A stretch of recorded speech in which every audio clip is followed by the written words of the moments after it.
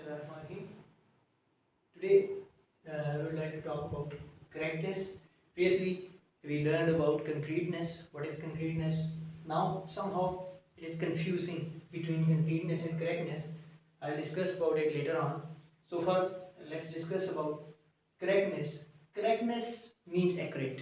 The information that we are passing on when we are delivering our message, that should be accurate or correct in all its aspects. So, if you look at the opposite of correctness, if we are violating correctness, what we are doing, we are passing on the mistaken or wrong information. So, in our business, in our daily life, in our any kind of communication, if we are passing on any kind of wrong information, then it is problematic. It can be disastrous for that communicative instance. For effective communication, to avoid communicative failure, we need to follow correctness and we need to avoid it. Now, let's take a scenario and understand what correctness is. Basically, for example, if you are uh, working as a clerical staff or in any position, and your company needs, for example, 10,000 chairs.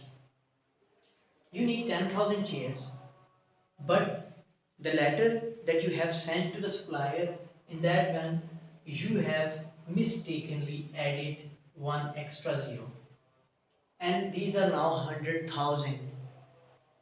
So how it can be disastrous? Because when you have the business, it is also a requirement to store the things.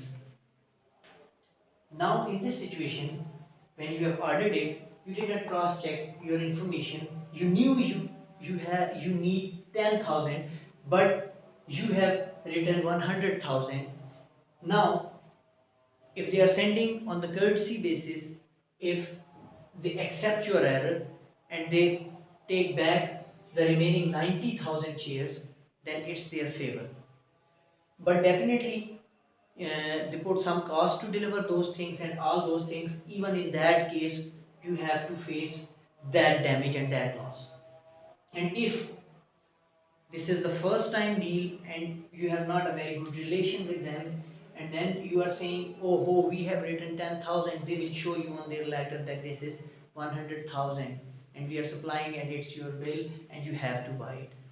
Even if you take them to the legal, it is your fault and you have to bear the loss. It's not they who have to bear the loss, you have to bear the loss because of just one mistake of this extra zero. So here we can understand how correctness has damaged our message and has turned a very effective communication into communicative failure. So whenever we are making a message, we need to be very prudent about its accuracy and about its correctness. Otherwise, we can face such dire circumstances. Now, how we can make our message correct? There are the different ways that I'll try to discuss one by one.